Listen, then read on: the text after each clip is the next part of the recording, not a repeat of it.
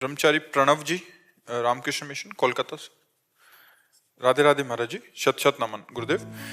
महाराज जी, हमारी रहनी साधु की है, परंतु व्याकुलता अच्छी लगती है। व्याकुलता पाने की चाहत अच्छी लगती है। क्या ये स्थिति सही है? भगवान को पाने से ज्यादा उनकी व्याकुलता अच्छी लगती है। क्या ये स्थिति सही है?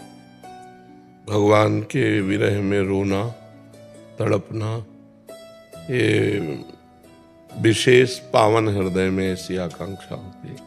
जो विशेष पावन हृदय होता है उसे भगवान के विषय में चिंतन करके रोना अच्छा लगता है, तड़पना अच्छा लगता है। उसको साधन प्रिय होता है, साध्य से ज्यादा साधन प्रिय होता है। और जिसको साध्य से ज्यादा साधन प्रिय होता है वही सिद्ध पुरुष होता है। जैसे नाम, हमें भगवान नहीं चाहिए, हमें भगवान का नाम इतना प्रिय लगे कि उसके बिना हम एक क्षण जी न सके। प्रतिपल नाम, भगवान का चिंतन, कभी हमारा हृदय तृप्ति का अनुभव न करे, भगवान के चिंतन में अतृप्त रहे, व्याकुलता पूर्वक चिंतन होता रहे। अगर कहीं एक पल के लिए भी चिंतन छूटे तो तद विस्मरणेन परम व्याकुलते थे, उनका विस्मरण असहनीय हो जाए। संसार की कोई भी वस्तु, कोई भी पद, कोई भी भोग हमें प्रिय न लगे, हमें प्रभु के सिवा कुछ अच्छा न लगे।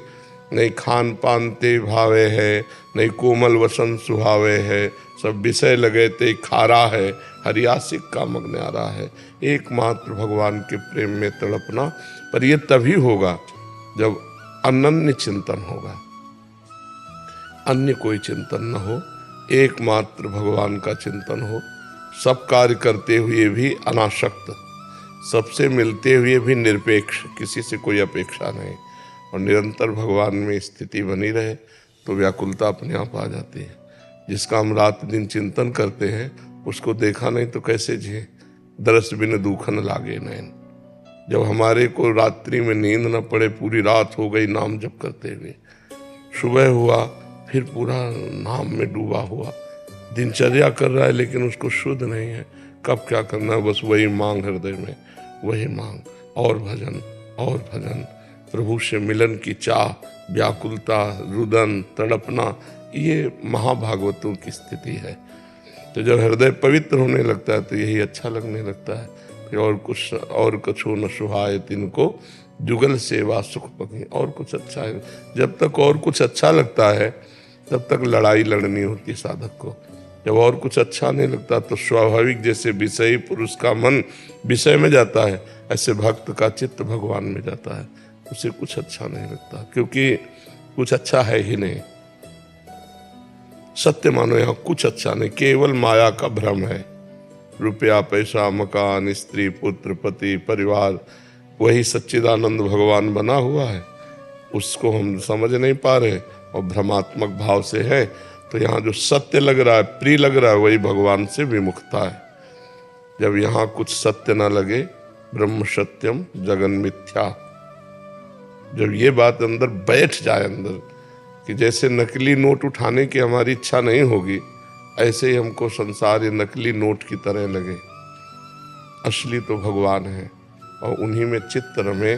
काम ही नारी प्यार जिम, लोभी जिम प्रिय दाम, तिम रघुनाथ निरंतर प्रिय लागो मोहे राम। हर समय भगवान का मधुर मधुर चिंतन, और कुछ अच्छा ही नहीं लगता है। ये दशा तभी आएगी जब निरंतर अव्यावृत भजनात् तन्मयाहा। देवर्षि नारद जी कहते तन्मय स्थिति भगवान में। वो बैठा है तो भगवान में, खड़ा है तो भगवान में, चल रहा है तो भगवान में, क्रियारत है तो भगवान में, क्रिया रहित है तो भगवान में। वो हर समय भगवदाकार वृत्ति। तब फिर ये आखिरी स्थिति है रुदन, भगवान के लिए तड़प तड़प करके एक एक मिनट व्यतीत करना, रोना, आह भर कर पुकारना, हे कृष्ण प्यारे कब तक ऐसे जिए। रूखा रूखा जीवन व्यतीत करते तो पूरा जीवन व्यतीत होता जा रहा है। कभी सोचते हैं कि आप शाम के मिलोगे तो शाम व्यतीत हो गई, रात्रि में स्वप्न में आओगे तो भी नहीं आए, अब दिन भी व्यतीत हो गया, फिर शाम आई। कब तक जीते रहेंगे ऐसे? प्रभु कृपा करो। वो प्रार्थना, वो व्याकुलता, वो अंदर से रुदु सुस्वरम राजन कृष्ण दर्शन लालसा, वो परम पवित्र आखिरी स्थिति। बस इसके बाद तो प्रेम लीला में प्रवेश हो जाता है।